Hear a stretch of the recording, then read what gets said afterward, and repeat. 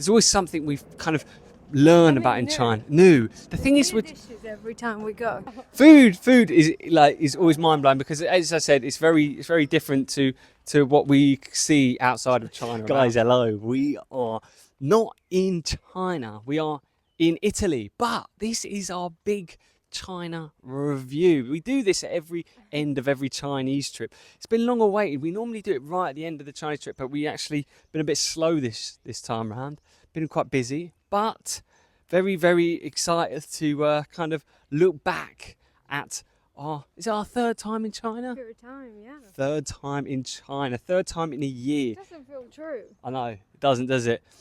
Guys, everything we knew about China, everything the whole world knows about China is completely misunderstood, let me tell you. Mind-blowing. Like, every time I go to that country, honestly, please trust me here, it's always like, I think I've seen it, and then it just hits you with another another big surprise. And it's like, oh my gosh, I've never seen anything like this. Every time we leave, I still feel we haven't done enough or seen enough. No. There's always something we missed or something else, somewhere else we wanted to go to. It happens every time. We come back, we're like, oh, this time we didn't make it to this or that. The only country in the world where you can spend a month or longer and be like, I've not seen anything yet. That is China. You can spend months there, not even scratch the surface. 2 weeks in a city, not seen anything. You know, that's... 1 month is definitely not enough. It just goes so quick. You blink and it's finished. First time we went, first year, the amazement of Chengdu and Chongqing for me were incredible. Seeing Shanghai for the first time was also pretty mind-blowing. Your first trip always is. Second time was probably Hainan was quite a surprise, wasn't it? Yeah, Guilin. Guangzhou, oh my gosh. Guilin, oh my gosh, yeah. And then the third time, I think some of the stuff in Nanjing was huge for me, to be honest. Nanjing was so beautiful. Yeah, definitely. Nanjing, who the hell has ever heard of Nanjing? I'm sorry, Chinese, but outside of China, let me tell you, if you ask any English person, they've never heard of Nanjing. As insulting as it is, it's crazy. But we really don't know the Chinese cities. Yeah. Well, and even then we didn't see everything there was in Nanjing. There's so much. We spent 5 days there and saw hardly anything. It wasn't enough. Yeah. Honestly, Nanjing is incredible. That temple that we went to is just like absolutely mind-blowing. Yeah, you should have heard Pat. He really did want to go before I dragged him in. Mate, that place was nuts. I've never seen anything like it. Mate, I've been to so many places in the world. Vietnam, Thailand, I don't know, New York, like America. I've been to every continent, Europe. I've seen so many temples in all these countries. And what the... Do you think it's the most amazing temple you've ever seen? Yes! Yes, I actually do. I'm really sorry, world, if you're watching from Malaysia, if you're watching from Indonesia or anywhere.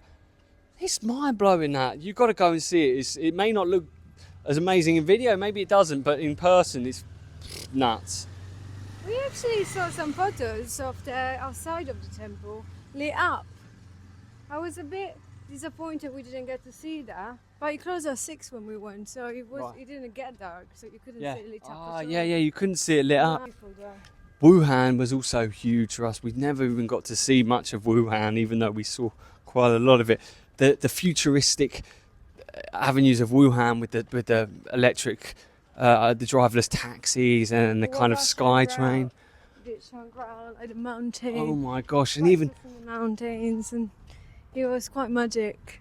Even Shangrao was incredible, actually. Yeah. Zhengzhou at the end. Oh, Zhengzhou was incredible as well.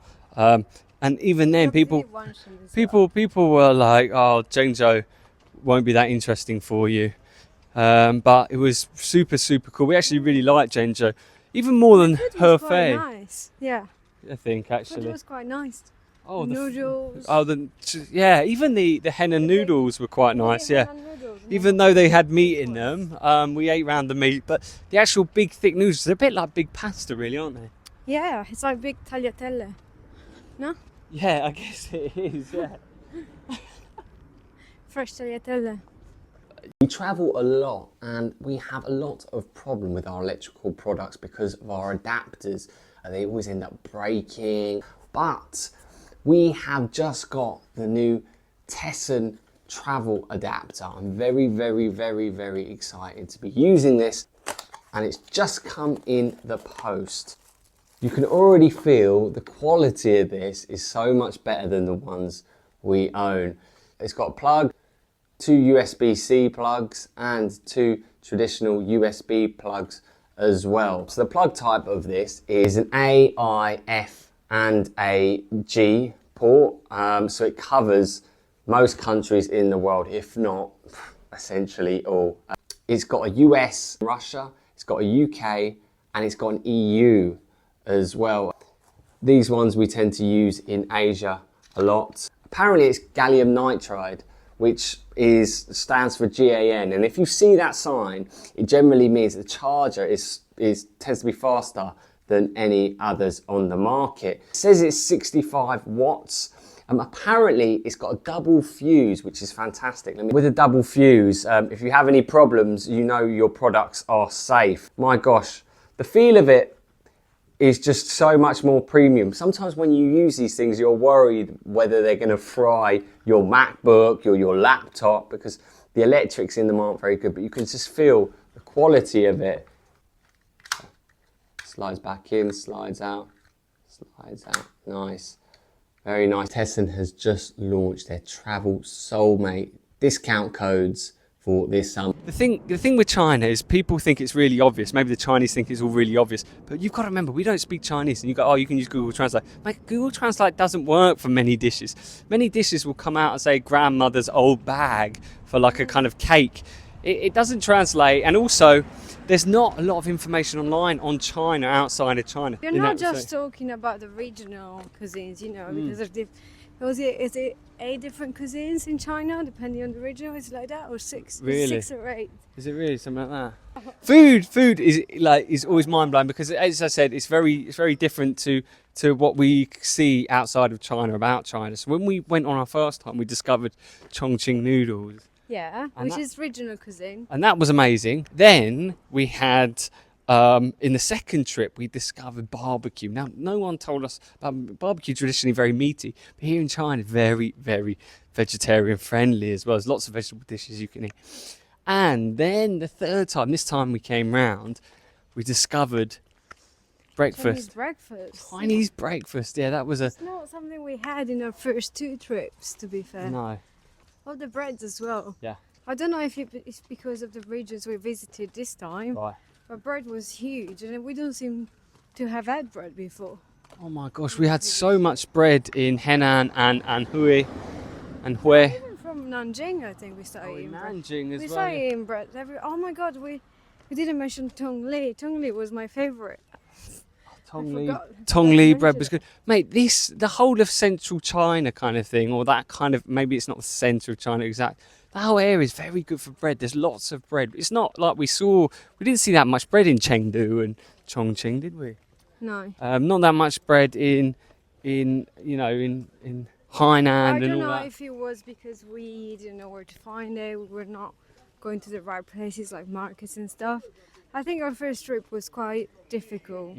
And I don't believe we did. I think we did most things quite wrong.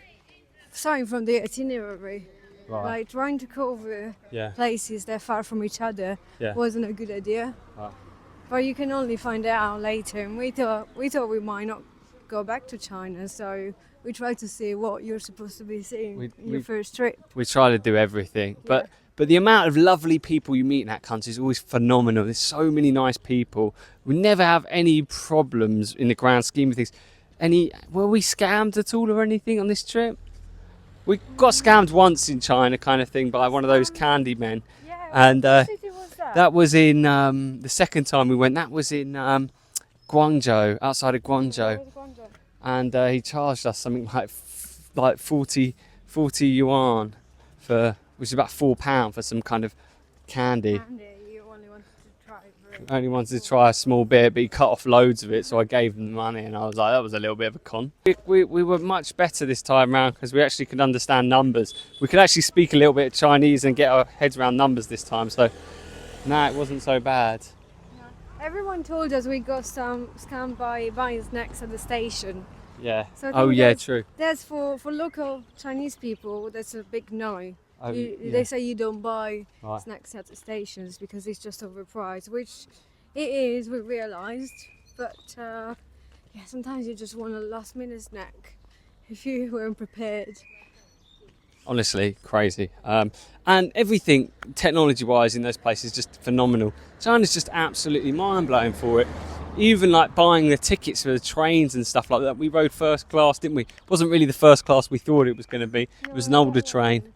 But I think it was a short distance train though. yeah, I think when you book first class on longer trains, it's probably quite different. need to do Luoyang again at some point in our lives because that was a little bit of a disaster of a day. So much people wind. said you should go at night. Oh, The yeah. problem was where we went in the day because obviously we went to see the Longmen Grottos first. Mm, So True. that's something you had to see in the true, true. morning really, True. because they close quite early as well. And obviously we had to get back to Jiangxi. But yeah, what an amazing trip! I don't think I used any yuan the whole bloody trip. I didn't. Still got all my Cash. Chinese yuan. Didn't use any cash. I used Alipay, Jifu Bao, and Weixin.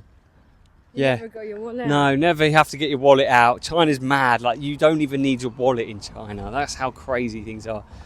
It's everything is a skyscraper as well. But I want to say, when we flew back with a Chinese airline, which was actually phenomenal. We did a video on that last. But I do want to say, every time we leave China, and on a lasting note, it was just an amazing, amazing trip. And we always feel that we didn't spend enough time there. But one thing we always do when we leave now, it's a little bit of tradition, is we do a bit of karaoke. Oh yeah, Chinese karaoke. And let me tell you, if you're a foreigner and you actually don't speak Chinese, doing karaoke in China is quite difficult because when you obviously need to, when you're like on the screen and you need to look To for search, songs, yeah. search for songs, it's pretty much impossible. And when you put actual like Latin letters to find international singers or bands, they don't really come up for some reason. No, if you type them in, they kind of half come up. But like, if you carry on typing, it doesn't work. The search feature doesn't work. So you just have to sing whatever you find. We do like a bit of Chinese karaoke and it's always fun, but it's so tricky. I think we spend half of the time just trying to find songs.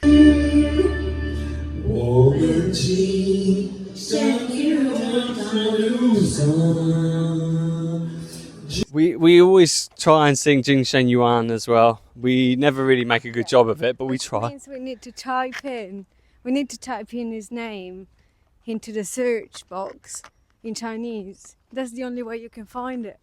So, so we always copy the Chinese name onto it. I think I'm running out of space on this SD card now. So we're going to leave it at that. And yeah, what up for our next trip? We don't know. We'll see. We will see. Hoping to come back. Yeah.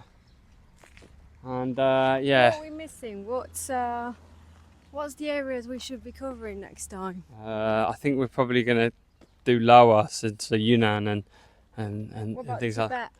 Tibet. Oh, I could go as far as Tibet. Could be an option. We convinced Julia's mum we went to Harbin before we left Oh, I would have loved to do Harbin, but I don't think it's something you do unless in the summer. Yeah. yeah, unless they have unless it's snowing, right? Unless Yeah. it's like the winter festival.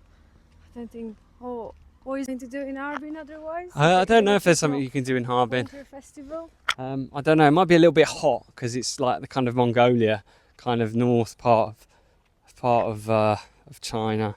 Probably gets very hot up there and dry. But yeah, we will plan our next trip. We'll see what happens. And yeah, where was the best place we stayed? Just out of interest. Wuhan hotel was really nice. Our Wuhan hotel was incredible. The incredible place in Wuhan.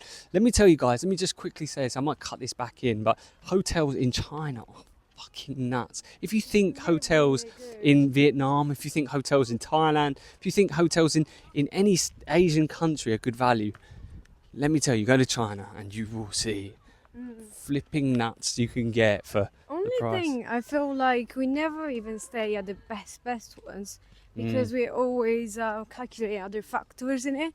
So we always try to stay very central because we like to walk to be able to walk to most places. True, So true. I think sometimes the best hotels are not even the ones we pick. There are some very amazing ones, but they're usually a bit out of the center, so we never get to stay. Right. Though the place, I think the most amazing one must have been the Guilin one, the Jiangxi. Oh in yeah. our second trip. That was pretty nuts.